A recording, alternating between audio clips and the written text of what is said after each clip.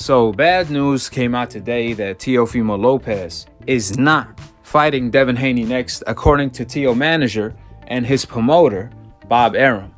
Man, oh man. Fool me one time, shame on you. Fool me twice, shame on me. Only a fool get fooled again. And it's fair to say that every single Teofimo Lopez fan all around the globe that still believes what Teo says till this day is looking like a fool. So congratulations, you played yourself. They say your word is your bond, which means Teofimo Lopez's word weights less than a feather. If you bring a scale along with Teo empty promises, a feather will outweigh Teofimo promises. That's the sad truth. See, this is the main reason why when Teo fans were requesting me to report on the news of Teofimo Lopez claiming he's gonna fight Devin Haney next after Kambosos, he wants Devin Haney head, he's gonna bury him in the dirt, etc., etc., etc. See, what you guys have to realize, when Teofimo was making all of them bold statements, it sounds good, but the reality is, talk is cheap. Actions speak louder than words. This is nothing more than volume 2.0 of the cap over. Perhaps you guys have forgotten that this is nothing but a repeat of Teofimo Lopez giving empty promises, just like he did after the Lomachenko fight, where he promised Mike Tyson, the WBC president Suleiman, and everyone around the globe that Devin Haney is next, then ended up fighting Kambosos instead. Did you guys forget? Because I didn't, since I reported all of these news, from Teofimo Lopez telling Devin Haney he's gonna end his career. He also told Devin Haney he's going to send him a contract. These are the statements Teofimo made after the Lomachenko fight, in which every single promise turned out to be an empty one. Therefore, today is nothing more than stage 2 of the cap over. If you don't know, now you know. Have you guys noticed that Teofimo Lopez is talking more about Devin Haney than his opponent Kambosos? All Teofimo Lopez is doing is using Devin Haney's name for clout in order to sell the Kambosos fight. Nevertheless, if Teofimo Lopez chooses to duck Devin Haney Fight yet again for his biggest payday for Undisputed, then his stock will drop tremendously, as Teofimo Lopez's word is worth a penny. I can't take anything Teofimo Lopez says seriously anymore. It's like everything he says is a cap. Therefore, he could duck Devin Haney all he wants. However, the consequences will be too damaging. Teofimo Lopez is going to be a laughing stock in the media. Nothing he says will be taken seriously. So, for the people that don't know, Bob Arum came out the other day on Snow Queen LA, in which Bob revealed that he had talked to Teofimo manager, which, since they can't get Josh Taylor next, the plan is to move up in weight to fight Pedraza for a tune-up after his tune-up with Kambosos, or maybe possibly fight Lomachenko on pay-per-view in a rematch, dismissing Devin Haney completely.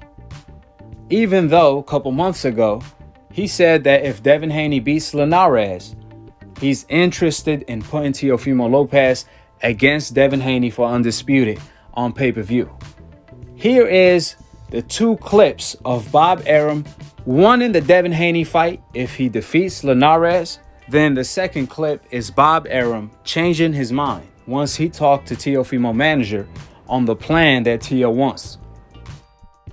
I think realistically, because of Catterall, that Teofimo will give Teofimo another fight at 135, maybe against the Linares Haney winner. What do you make of that fight? What's got? I know it's on a matchroom card, but Linares Haney. Linares is an excellent fighter. Haney could very well be an excellent fighter, but he's unproven. So we'll have to see. If Haney can handle Linares, that's a big plus for him. Well, in terms of fight? I'd like to see Devin fight a recognized lightweight, like Linares or somebody like that. And then, in the same way Ryan Garcia was tested with a Campbell, I'd like Haney to get tested, and then if he comes through and the numbers align, Haney would be great either against Ryan Garcia for Golden Boy or Haney Teofimo. Haney, and this doesn't demean him, Haney is really untested now. So let's put him in. They should put him in with a real test, and if he passes the test, then he would be a very desirable partner, either for Teofimo or.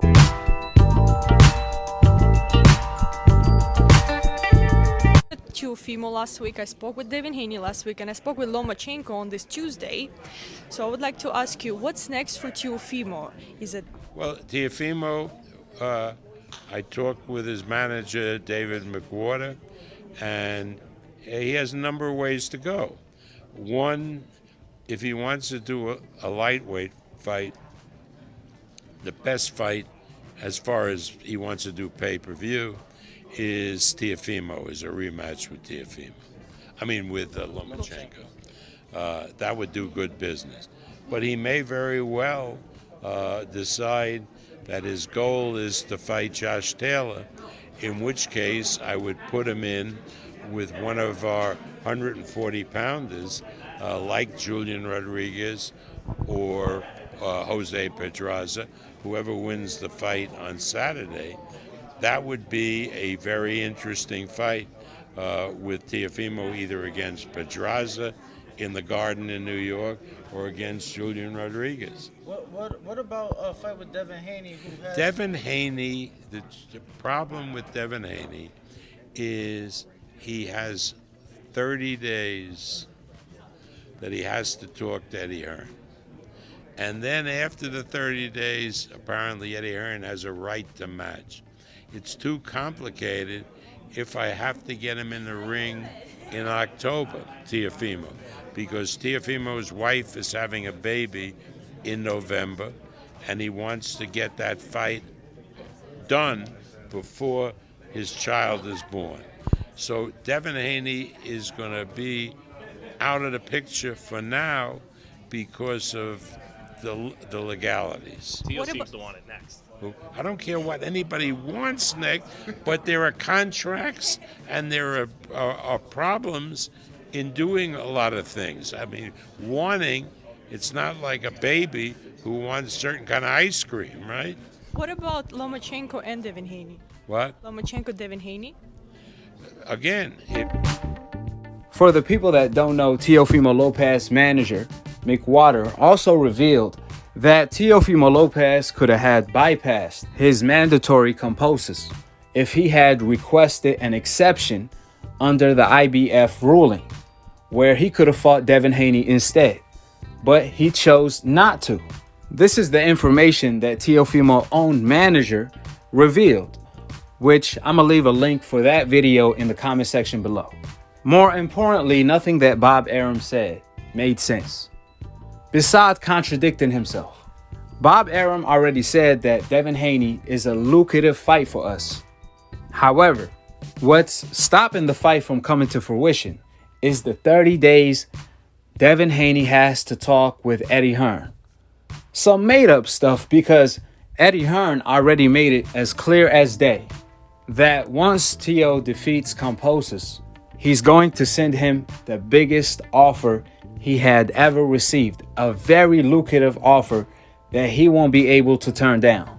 And if Bob rather sent us an offer, Eddie Hearn said no problem. Devin Haney is willing to go to ESPN in order to fight Teofimo Lopez because he's a free agent. All it is to it is that DAZN really wants to fight as well. And what makes matter worse, by the time Teofimo fights Kambosos, the 30-day period that Bob Arum is talking about will be over, since Devin Haney fought Linares in late May, while Teofimo Lopez is fighting Kambosos in late June. Therefore, nothing that Bob Arum said made any kind of sense. But what makes a lot of dollars is Teofimo versus Devin Haney for Undisputed. The real Undisputed. That's a bigger fight than Teofimo versus even Josh Taylor. Devin Haney versus Teo is one of the biggest fights in boxing, period. Even according to Teofimo Lopez Sr. himself, he said the biggest fight for his son, the dream fight for his son, is Devin Haney. Well, I guess Teo does not want to make his dad's dream come true.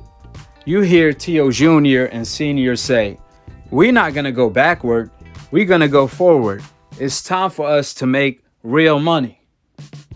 But how is it fighting Pedraza at 140, who Tank already KO'd at 130, is a big fight and going forward for Teo, where he's going to possibly make around $1 million fighting Pedraza?